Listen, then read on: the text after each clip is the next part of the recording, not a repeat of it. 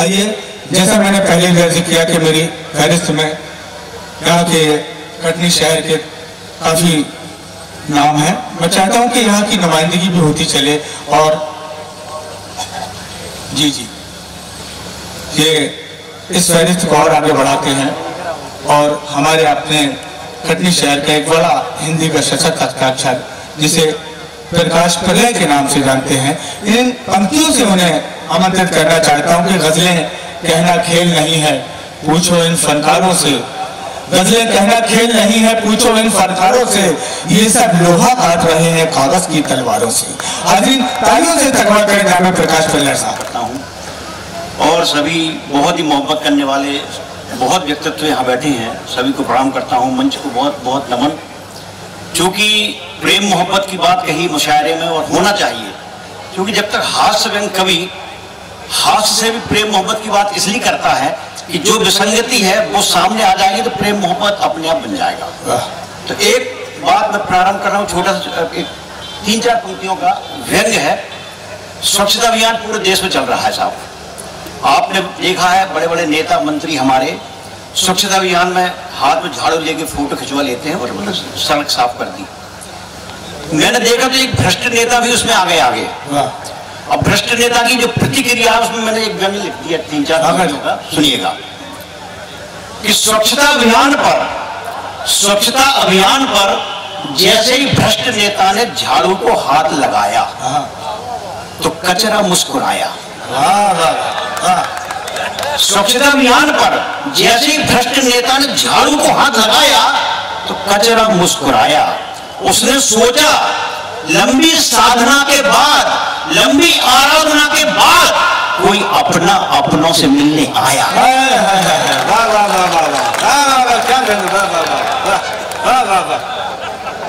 कोई अपना अपनों से मिलने आया। ये मतलब हास्य वो व्यंग जो होता है उससे भी प्रेम मोहब्बत जागृत होता है, ऐसा मेरा मानना है। इसलिए मैं उसी पर काम करता हूँ। एक जगह में जा रहा था तो वहां पर एक महिला महाविद्यालय में बाहर एक बोर्ड लगा था जिसमें हिंदी में लिखा था महिला महाविद्यालय और अंग्रेजी में लिखा हुआ था गवर्नमेंट गर्ल्स डिग्री कॉलेज। जो कि कवि हूं, मैंने देखा कि हिंदी में महिला और अंग्रेजी में गर्ल्स। भाई महिला तो वुमेन होना चाहिए और गर्ल्स तो कन्या महाविद्यालय तो होना ही चाहिए। क्योंकि अब कवि हूं इसलिए मैंने देखा और मेरी नजर गई तो मैंने अपनी बात कहने का प्रयास किया और देखिए कहां से बात निकली कहां पहुंच गई। स्वागत कि हमने महिला महाविद्यालय की प्राचार्य से एक प्रश्न किया सस्पेंस कि मैडम मां भारती के भंडार में इतना बड़ा डिफरेंस।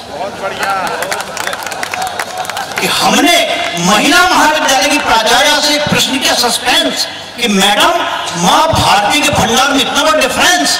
मैं चाहूंगा आपका थोड़ा सा जनरल नॉलेज। बाहर बोर्ड पर हिंदी में महिला महाविद्यालय और अंग्रेजी में गर्ल्स डिग्री कॉलेज। तो क्या आप हिंदी में महिला और अंग्रेजी में गर्ल्स का अंतर स्पष्ट करेंगी? यह सुनते ही मैडम सकपकाई, लेकिन फौरन होश में आई, बोले भाई साहब हम हिंदी और अंग्रेजी को समान रूप से अपना रहे हैं, लड़की को भर्ती करके महिला बना रहे हैं। हम हिंदी और अंग्रेजी को समान रूप से अपना रहे हैं, लड़की को भर्ती करके महिला बना रहे हैं। हमारे बच्चे ने एक दिन हमसे कहा पिताजी क्या आप कवि हैं? मैंने कहा इसमें क्या शक है बेटा। अब देखो अपने पर व्यंग किस तरह आ जाता है, अपना ही बेटा आपको धो देता है। मैंने कहा बेटा बात सही तेरी, मैं कवि हूं। उसने अगला प्रश्न कहा, बोले पिताजी वो आपके पिताजी यानी मेरे दादाजी भी क्या कवि थे? मैंने कहा इसमें क्या बात है यार, संस्कार मुझे मिले हैं इसलिए मैं भी कवि हो गया। उसने तीसरा प्रश्न उछाला, पिताजी जो पिताजी के पिताजी यानी दादा के दादा क्या वो भी कवि थे? मैंने कहा बिल्कुल सही, वो भी कवि रहे होंगे, लेकिन तू पूछ क्यों रहा है? तो बेटे ने कहा पिताजी मैं यह देख रहा हूं कि मूर्खता की जड़ कहां तक गई है।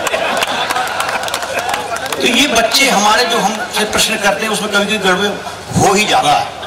आइए एक छोटा सा टुकड़ा, क्योंकि जैसा कि बताया कि यहाँ हमारे बहुत ही बढ़िया बढ़िया शायर आए हुए, हम सब उनको सुनना चाहेंगे, लेकिन एक परिचय के तौर पर हम लोगों को बुला लिया, इसके लिए मैं कमेटी का धन्यवाद देता हूं और 4 पंक्तियों से अपनी बात को यहाँ पर विराम देना चाहूंगा कि जिंदगी का सफर हसीन हो, जिंदगी का सफर हसीन हो तो हम सफर हसीन होना चाहिए।